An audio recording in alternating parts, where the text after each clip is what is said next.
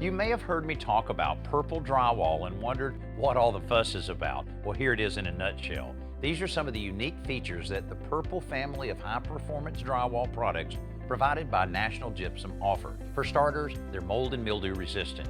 Purple drywall products have earned the best possible score among materials tested for mold resistance. That's important in bathrooms, kitchens, basements, garages, and other places where moisture collects, because mold and mildew are among the leading causes of poor indoor air quality.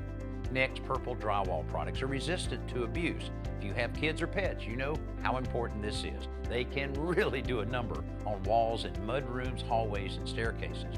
That resistance to scrapes, scratches, and scuffs mean you'll spend less time making repairs and more time enjoying your family. Finally, there's sound resistance. If you're building or remodeling a room where noise or the lack of it is important, SoundBreak wallboard and SoundBreak retrofit board will be music to your ears. Both products offer sound-resistant properties that reduce noise transmission between rooms. That's ideal for media rooms, bedrooms, nurseries, and a whole lot more.